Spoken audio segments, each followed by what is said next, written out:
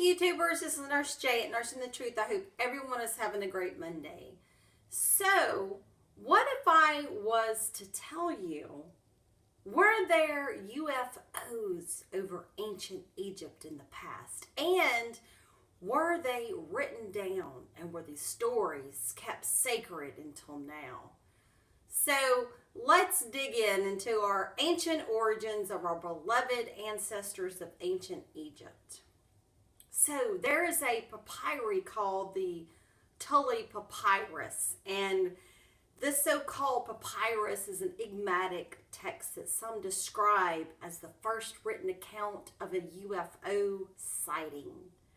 This Egyptian text records states that an event which supposedly occurred during the 18th dynasty around 1480 BCE. So the real question about this Tulli Papyrus is, could this be proof of alien existence?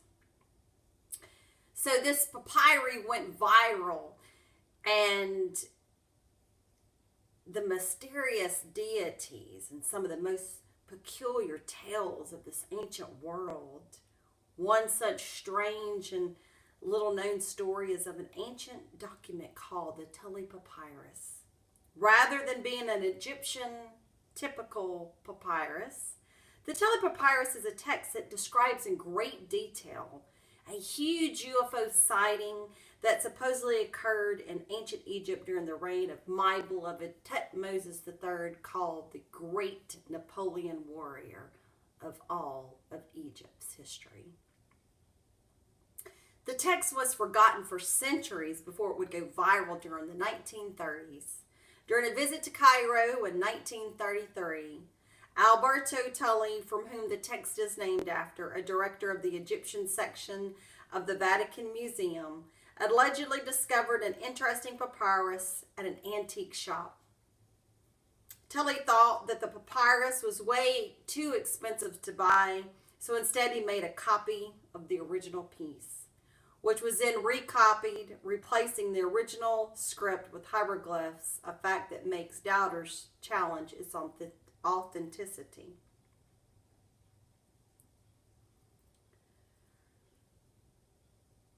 Nevertheless, Alberto Tulli and his alleged papyrus became a hit within UFO-related folklore, and many UFOologists use it as an undeniable source of alien existence. It is considered to be one of the earliest known records of a fleet of flying saucers written on papyrus. Even though papyrus was severely damaged and contained several gaps, a determined Prince Boris D. Rechwiltz managed to translate it and declared the papyrus was part of the annals of Tutmosis III. There's an unfortunate detail in the story, though. Nothing in the ancient text refers to the pharaoh by name, a fact that makes things even more suspicious and complicated, he says. Now, I will read you what this papyrus says, and you be the judge, because if you want to believe your beloved King James Bible, in the book of Ezekiel and Daniel and Isaiah and all those, it gives you descriptions of these flying chariots of fire. So, let's dig in and see what this says.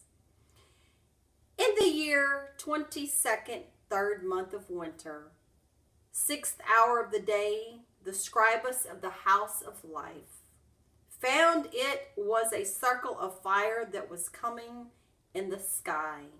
Though it had no head, the breath of its mouth had a foul odor. Its body, one rod long, about 150 feet, and 1 rod large. It had no voice. The hearts became confused, though. Then they laid themselves on the bellies. They went to the king to report it. His Majesty ordered has been examined as to all which is written in the papyrus rolls of the house of life. And his Majesty was meditating upon what happened. Now, after some days had passed over these things, lo, they were more numerous than anything. They were shining in the sky more than the sun to the limits of the four supports of heaven. Powerful was the position of the fire circles. The army of the king looked on, and his majesty was in the midst of it. It was after supper. Thereupon they... Oh, my computer just messed up. I guess they don't want me to read this, huh?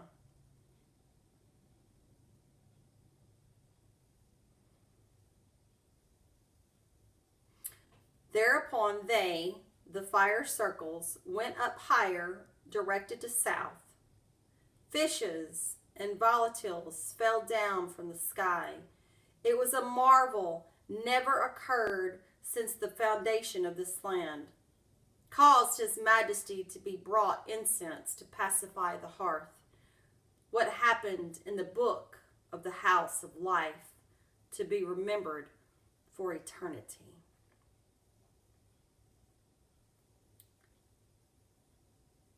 And it also says,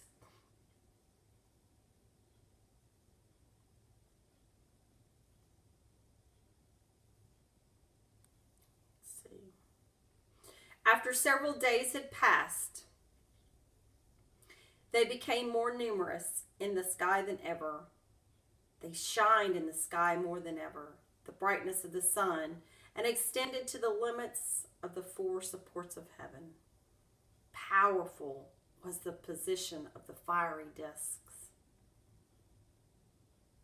The army of the king looked on, and with his majesty in the midst, it was after the evening meal when the disc ascended even higher in the sky to the south.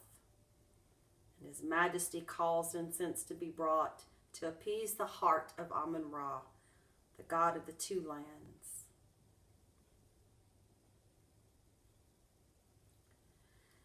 So it says, is this a credible source?